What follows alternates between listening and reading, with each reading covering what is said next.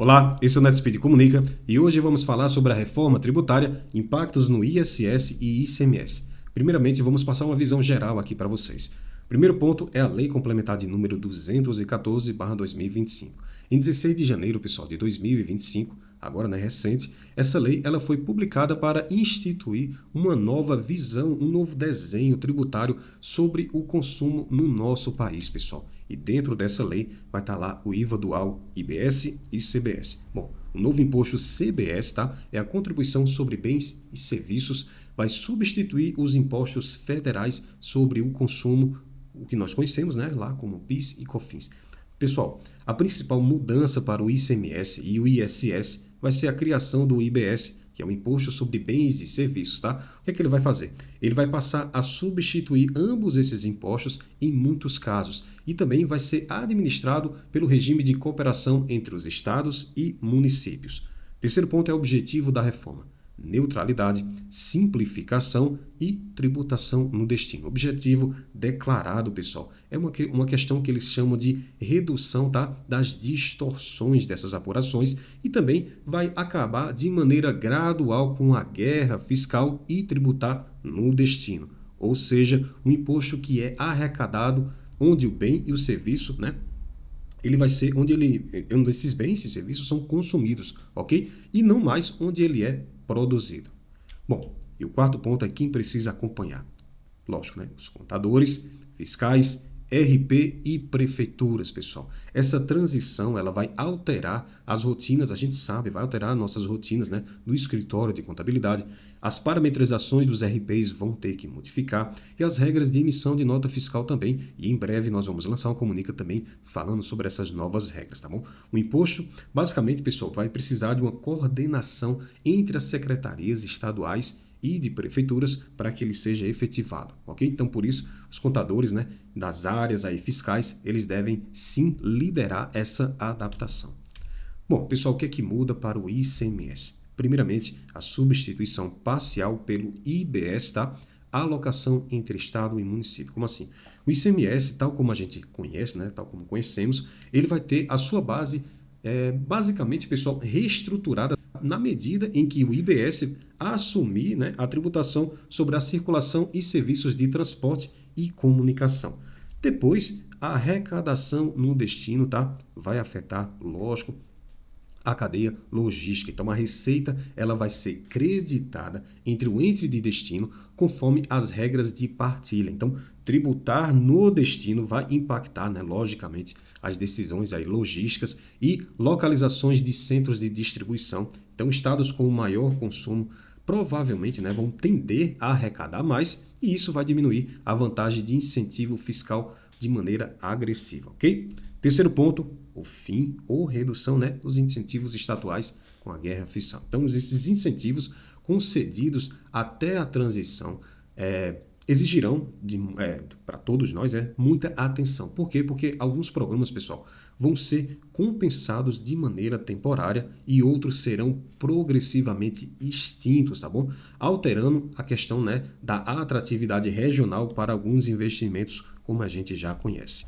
Então, o que muda para o ISS? Primeiro, a questão da integração da nota fiscal nacional de serviço, tá? E uniformização de regras. Então, o ISS mantém o que eles chamam de caráter municipal, mas vai haver a adoção, tá bom, da nota fiscal de serviço nacional, que vai padronizar a documentação e, lógico, vai facilitar a questão lá de cruzamento com as informações do IBS, perfeito? Segundo ponto, a competência municipal será preservada, mas com novo padrão técnico. Como assim?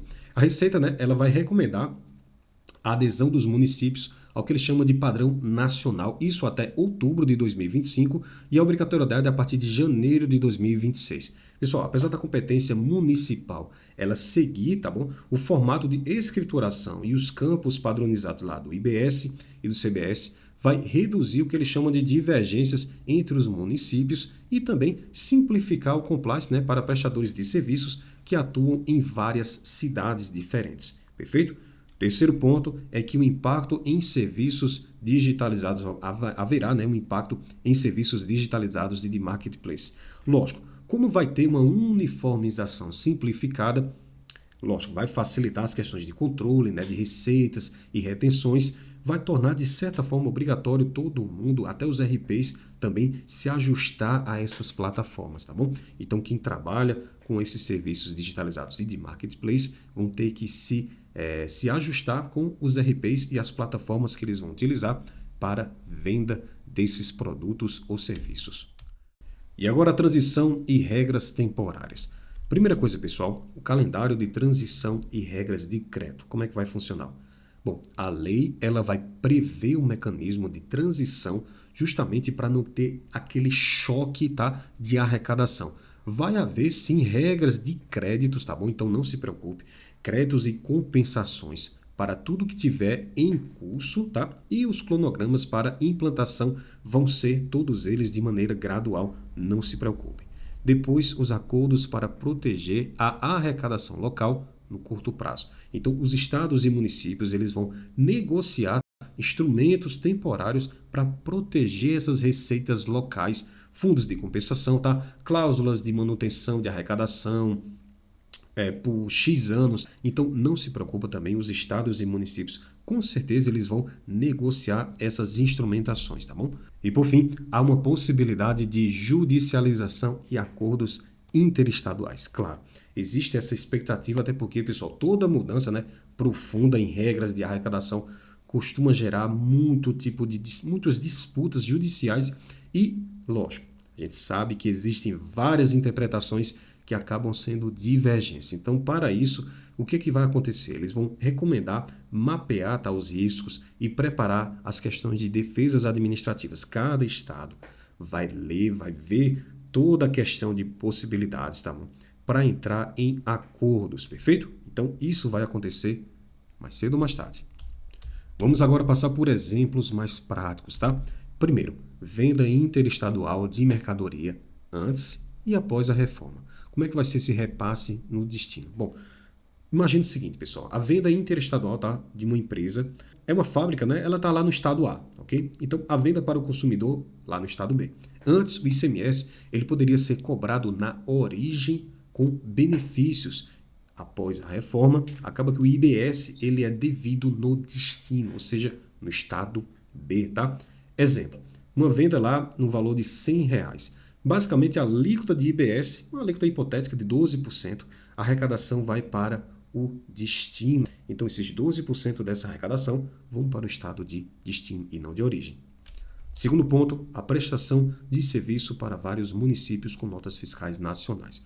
Como assim? Os serviços em vários municípios, né, com essas notas fiscais nacional, um prestador ele vai atender basicamente 10 cidades em diferentes estados e ele terá um único layout de nota fiscal, simplificando a questão da declaração e reduzindo qualquer erro de retenção. Terceiro ponto, comparativo. Então, centro de distribuição local versus um centro de distribuição distante. Qual vai ser o efeito sobre o ICMS e o IBS? Bom, o centro de distribuição local, pessoal, se a decisão de localizar um centro de distribuição, né, visava reduzir a questão lá do ICMS, tá, na origem, a tributação no destino reduz essa vantagem, então vai impactar os custos logísticos e o time também de marketing, tá bom? E agora, para finalizar, exemplos práticos. Primeiro, olha só, uma venda interestadual antes e depois, como é que vai funcionar? Bom, o valor da receita é de 100 mil, tá? Uma alíquota de IBS hipotética de 12%, antes o ICMS com o benefício estadual, por exemplo, de 4% lá na origem, né? A arrecadação no estado A e depois o IBS no destino no estado B, a arrecadação passa para o destino e não mais para o estado A, tá bom? Então vai direto para o estado B no valor de 12 mil. Observação. O impacto em logística, lógico, e haverá também o preço líquido ao consumidor, provavelmente e muito provavelmente vai aumentar um pouco. Segundo, a prestação de serviço para municípios, múltiplos municípios, como é que vai funcionar? Bom, o prestador, antes, ele atendia 5 municípios, a receita por município era variada. Com a nota fiscal agora de serviço nacional, mesma nota, o destaque por município e retenção será uniforme. Então, a receita total de 50 mil, a alocação por município, vai ser conforme o local de consumo. E por último, o centro de distribuição, comparação de carga tributária, tá? Como é que vai funcionar? Bom, no centro de distribuição no estado A, que é na origem, versus o centro de distribuição no estado B, mais próximo do cliente. Então, o volume anual de 5 milhões, a diferença de arrecadação estadual, vai reduzir a vantagem de escolher, por exemplo, o estado A, tá? Que é o estado de origem, e agora, provavelmente, né, vão escolher agora o estado B, que vai ser um estado mais próximo desse cliente para fazer essa distribuição, ok? Fique por dentro do NetSpeed Comunica e receba as principais atualizações no seu celular.